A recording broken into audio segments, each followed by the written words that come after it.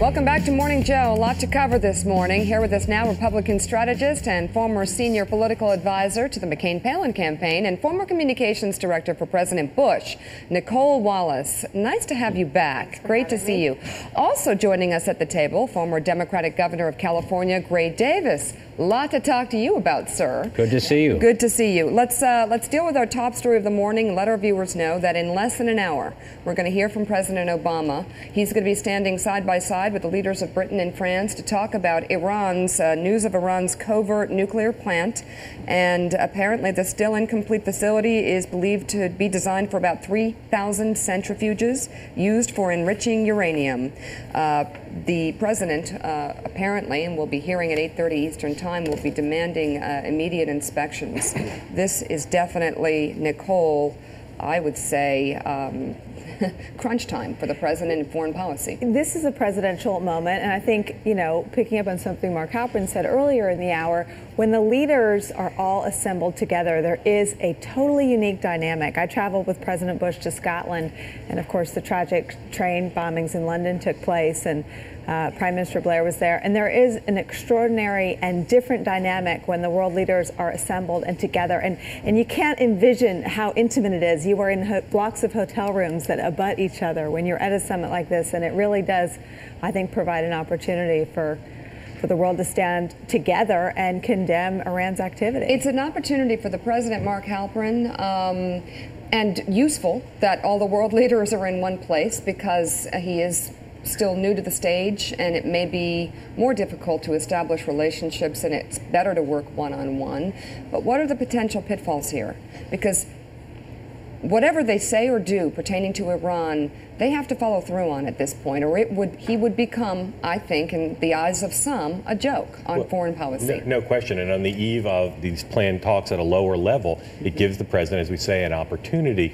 You know, a lot of the things that were going on at the summit before this development were things where the president was being more of a multilateralist, expanding from the G8 to the G20, a lot of the rhetoric about having other countries have some sort of oversight over United States economic policy. These are all things that cut away from a strong United States. Make no mistake, the president will be standing with other leaders at this event.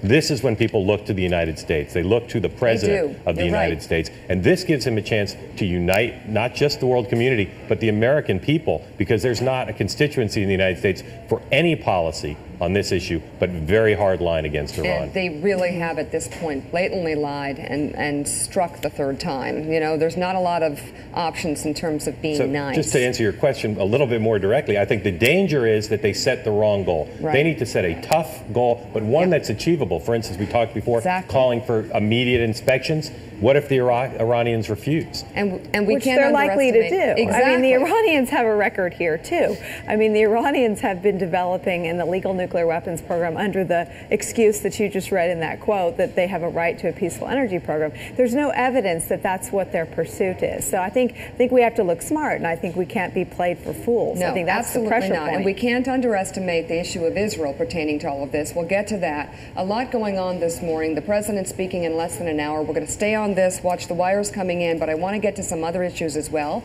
We have Gray Davis here, and what comes to mind beyond Afghanistan and Gitmo, which we'll get to, Nicole. You'll get yours. You can say I was right. Listen, you can do it because you were right.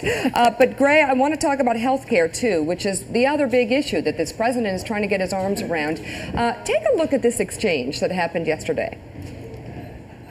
$100 billion. Mr. Chairman, let me just complete my thought here. In about 1 minute, you'll complete your thought. Okay, we got to. I'll complete my thought and then make another point, Mr. Chairman. This is your delaying, Senator, and we just have to move on. Mr. Chairman, I am not delaying. I'm making an extremely important point. It's a very, very important point, but you're also delaying. Does this remind you of California? I think this is what turns people off on politics. I think it is. But what's your prognosis on the Bacchus bill or any type of health care reform? Well, first of all, let's describe health care as it really is. This is the toughest domestic issue that this president or any president can take on. You know, Medicare, Social Security, they affect you when you're 62 or older. Right. This bill affects every living American. And everyone wants to cover the uninsured, but they're a little nervous that their particular program will either cost more or the benefits will be diminished. Having said that, I give this president high marks. I am confident we'll get a bill by the end of this calendar year. And it may not do everything he wants, but it will move the ball forward. Nicole?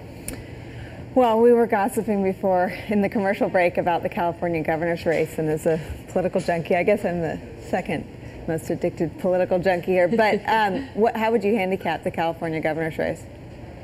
You know, it's so far out. You're just. Oh, come on. Look, I will say this. Californians tend to go back and forth between Democrat and Republican. So Arnold is finishing his last year next year. The natural inclination would be to go Democratic. But then the burden is on the Democrats to show that they're up to the task. All right. Let me ask you this. Your state's a mess. I mean, it's just it's a holy mess in every way. And I wonder what the rest of the country can learn from California's crisis. You hear about other states now potentially using IOUs. We're in hard times. What can we learn from California? The upside to California, the thing that attracted me to California, I was actually born here in New York, is that it's an innovative, it thinks big, it dreams, it to some extent invents our future. The downside is because it thinks all things are possible, it tries to do all things when it comes to government. And like anything in life, you have to have priorities, Mika, and you have to make choices. I liken it to going into a restaurant. You know, we don't order everything on the menu, but somehow we want government to order everything on the menu, but we're not willing to pay for it. So at the end of the day, we have to live within our means. You have to pay the the simple bills. message is you have to live within your means. That did not happen there. Mark Halpern? Obviously, your state is so big and diverse, it's impossible to speak about what Californians want in a simple way. But you see an agenda in Washington, D.C., foreign and domestic, healthcare one we mentioned already. What are things you think your state, a country unto itself, needs from Washington right now? What are people in California expecting from Washington to solve these big problems? Well, we're very optimistic that something will happen in healthcare, something will happen in reducing our dependence on foreign oil. But what I really like about President Obama is he is interested in science, he's interested in the green economy, and he's interested in innovation. And I think, Mark, if there's one thing America does well that'll serve us for centuries to come is we are the world's greatest innovator in medicine, in science, and technology. And we have to remain that way, which means we have to invest in science, medicine, and in our institutions of higher learning. We've done that big time in California. They're starting to do that in Pennsylvania, obviously Massachusetts, Florida. So what we'd like to see is more support for science and innovation. You mentioned a green economy. We've got this big negotiations coming up in Copenhagen on a world treaty. Do people in California expect President Obama to be green and on the left on that? Absolutely. I was privileged to sign the first greenhouse gas bill in America, banning them, and actually the president was good enough to use that bill as his model for CAFE standards starting in 2016. And I think he wants to get something done in Copenhagen, and hopefully at least one house of the Congress will have passed something that'll show progress as he goes to Copenhagen. All right, Governor Gray Davis, thanks very much for joining us. Come back when we haven't found out that Iran has been hiding a nuclear plant for months. That'd be great. It's great to have you on. Good nice to see you, Mika. Nicole, if you could stay with us, that'd be great. Up next, journalist Nicholas Schmidl gives his gripping story of 2 tumultuous years in Pakistan. And later we'll hear from the president in Pittsburgh on Iran. He's going to be speaking at 8:30 a.m. Eastern Time, joined by the leaders of Britain and France. We'll see what the president has to say in light of the developing news overnight. You're watching Morning Joe, brewed by Starbucks.